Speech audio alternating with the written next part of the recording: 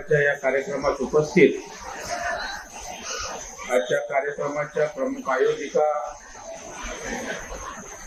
निशाताई Parulekar, ward अध्यक्ष दिलीप सावंत, महिला अध्यक्षा अपर्णाताई क्षीरसागर, भारतीय जनता पार्टीचे मुंबईचे उपाध्यक्ष, माजी नगरसेवक, मुंबई हाऊसिंग फेडरेशनचे संचालक, मुंबई जिल्हा बँकेचे संचालक सन्माननीय प्रकाश दरेकर, या विधानसभा क्षेत्राचे महामंत्री ललित शुक्ला, कृष्णकांत दरेकर, उत्तर मुंबईचे सचिव मोतीबाई देसाई, व्यासपीठावर उपस्थित संजय मोरे, दिलीप कानेकर, सर्व सन्माननीय मान्यवर, गाडगे परिवार आणि उपस्थित जानोपाड्यातील बंधू भगिनी आणि मातांनो, सर्वप्रथम आपल्या सगळ्यांना आषाढीच्या मनापासून शुभेच्छा देतो आणि पांडुरंगाच्या चरणी प्रार्थना करतो. बरं, माझ्या आज आषाढीचा दिवस आहे आणि तुम्ही डायरेक्ट मला विठ्ठल पांडुरंग करून टाकलं. एवढं डायरेक्ट वर नका. आपण पांडुरंगाचे भक्त आहोत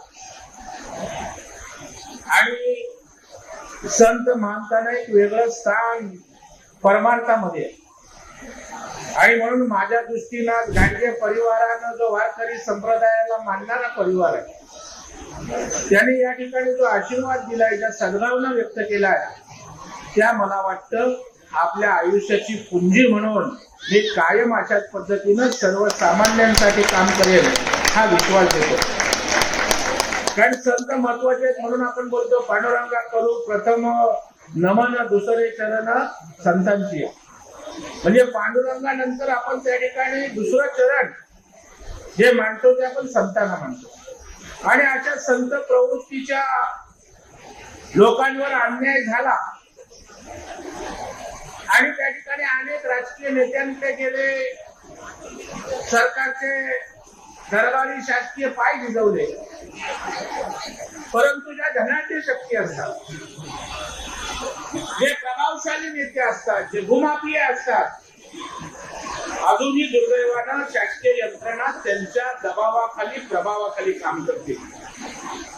पण मी आयुष्यामध्ये राजकारणात काम करत असताना कधीच प्रस्थापितांची बाजू घेतली नाही, कधीच मी मोठ्यांची धनदांड्यांची बाजू घेतली नाही. मी सर्वसामान्यावर जिथे अन्याय होतो त्यांचीच बाजू घेतल्याचा गेल्या 20-25 वर्षाचा माझा इतिहास आहे.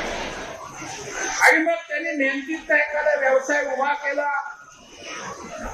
त्यांनी त्या ठिकाणी गाळा घेतला आणि कुठल्या तरी भूमाफियाला वाटलं मला त्यांचा गाळा हवाय, मोठ्याच्या ठिकाणी हवाय, म्हणून डीसीपी असेल, सिनियर असेल, अगदी सगळे लोक अगदी मंत्रालयापासून दबाव आणले.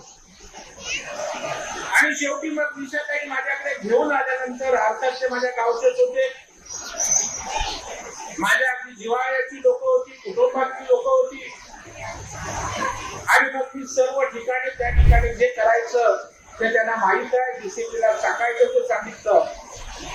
आणि पुन्हा त्या ठिकाणी यंत्रणा हलत नव्हती म्हणून मी राज्याचे उपमुख्यमंत्री, गृहमंत्री देवेंद्र फडणवीसांना रात्री गाडगे साहेब फोन केला आणि देवेंद्रजींनी जे काय सांगायचं ते सांगितलं. पण काम झाल्यावर माझं समाधान नव्हतं. काम करत गाडगेंवरचा अन्याय दूर झाला, पण अशा प्रकारच्या प्रवृत्तींना जाप असला पाहिजे, चाप असला पाहिजे. त्या गाडगेंवर अन्याय केला, उद्या आणखी कुठल्या जातीवर अन्याय करतील, उद्या आणखी कोणत्या ठिकाणच्या तिसऱ्यावर अन्याय करतील. ते या प्रवृत्तीला सबक मिळाली पाहिजे.